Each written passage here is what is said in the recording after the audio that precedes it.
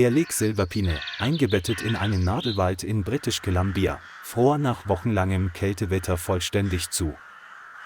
Auf der glatten Eisoberfläche, die das fahle, weiße Sonnenlicht des Winters reflektierte, lag ein einsamer Berglöwe regungslos. Es handelte sich um einen ausgewachsenen Berglöwen, muskulös gebaut, aber nun erschöpft und vor Kälte zitternd. 2 Tage zuvor war es mitten auf dem See ausgerutscht, als es einem Reh nachjagte, das über den Rand des Eises gelaufen war. Jedes Mal, wenn es versuchte aufzustehen, glitten seine kräftigen Krallen über das glatte Eis.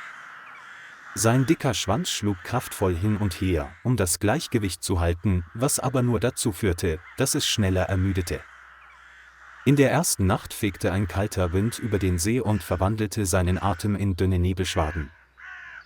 Am zweiten Tag fühlte sich sein einst kraftvoller und durchtrainierter Körper schwer und erschöpft an. Es versuchte noch ein paar Schritte zu gehen, fiel dann aber flach auf sein Gesicht, sein ganzer Körper gegen das eiskalte Eis gepresst. Die einst scharfen, goldenen Augen waren nun halb geschlossen, ihr Blick ergab sich stumm ihrem Schicksal. Ringsum nur tiefgrüne Kiefernwälder und eine weite, gleichgültige Fläche aus zugefrorenem See. Wenn kein Wunder geschieht, wird dieser Berglöwe keine weitere Nacht überleben. An diesem Morgen spazierte ein Naturfotograf namens Daniel Mercer am Seeufer entlang. Daniel hatte ein Fernglas dabei, um die friedlichen Winterlandschaften von Silverpine einzufangen.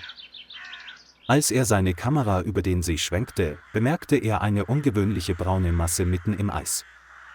Zuerst dachte er, es sei nur ein gefrorener Baumstamm, doch dann bewegte sich die braune Masse leicht. Daniel senkte sein Fernglas, und sein Herz raste, als er erkannte, dass es ein Berglöwe war. Er konnte den Berglöwen deutlich sehen, wie er erschöpft dalag, den Kopf tief auf dem Eis hängend. Daniel rief ohne zu zögern die Rangerstation im Gebiet Silverpine an. 3 Parkranger, Lucas Bennett, Owen Carter und Miguel Alvarez, wurden umgehend entsandt. Sie wussten, dass die Oberfläche des Sees nicht dick genug war, um ohne Sicherungsseile direkt in die Mitte hinauszugehen. Owen bereitete das Rettungsseil vor und verankerte es sicher an einem großen Kiefernstamm am Ufer. Miguel überprüft die Funkgeräte und die medizinische Ausrüstung für den Fall eines Worst-Case-Szenarios. Lucas meldete sich freiwillig, als erster aus dem Eis zu kriechen, weil er Erfahrung in der Eisrettung hatte.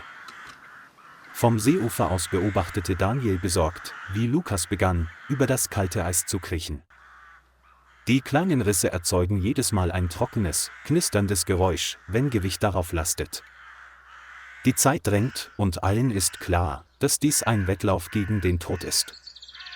Lucas Bennett kroch langsam, Meter für Meter, seinen Körper gegen das Eis gepresst, um sein Gewicht zu verteilen.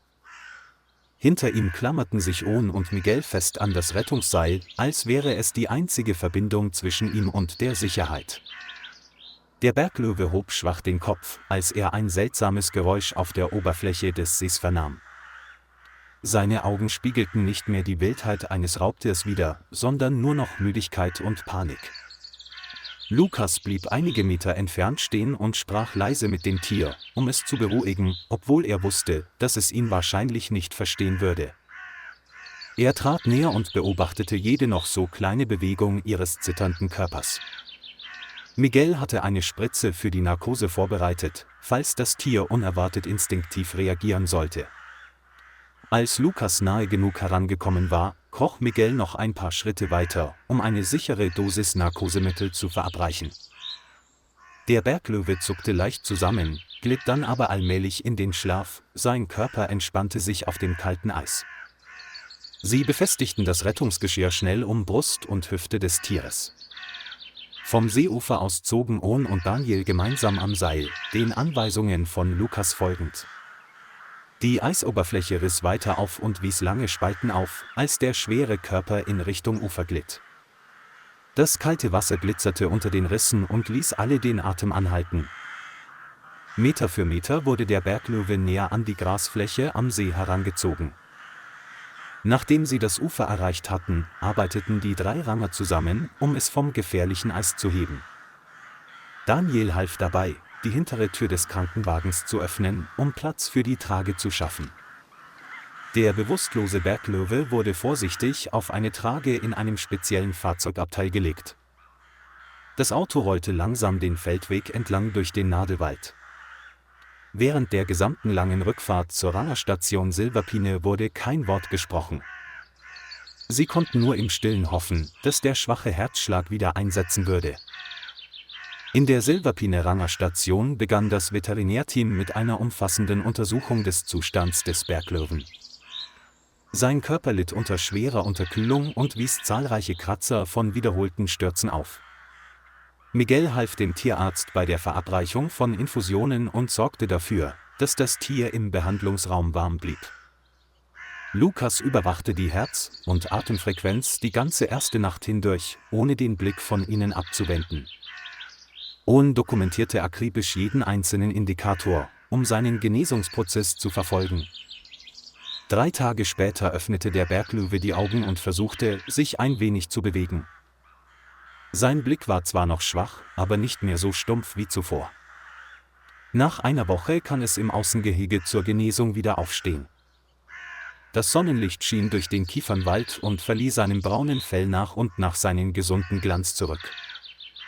Die Ranger fütterten das Tier mit kleinen Portionen frischem Fleisch, um seinen Magen nicht zu belasten. In der 3. Woche begann es sich innerhalb des Geheges gleichmäßiger zu bewegen. Daniel besuchte den Ort viele Male und stand schweigend da und beobachtete ihn aus der Ferne. Einen ganzen Monat lang wurde der Berglöwe in der Rangerstation Silverpine sorgsam betreut. Die Wunden heilten und die Muskeln erlangten allmählich ihre ursprüngliche Kraft zurück. Ende des Monats war es bereit, in den tiefen Wald zurückzukehren. An einem sonnigen Morgen hielt der Lastwagen mit den Käfigen am alten See. Der üppig grüne Nadelwald, der den See umgibt, sieht aus, als hätte er noch nie eine Tragödie miterlebt. Miguel öffnete die Käfigtür, während Lucas und Owen zurücktraten und einen sicheren Abstand einhielten. Der Berglöwe trat langsam hervor und atmete tief den erdigen Duft von Erde und Gras ein. Sein Körper war nun stark und voller Energie, als wäre er nie erschöpft gewesen. Er warf einen Blick auf Daniel, der ein paar Meter entfernt stand. In diesen goldenen Augen war keine Furcht mehr zu sehen, nur noch die ruhige Wachsamkeit eines wilden Tieres.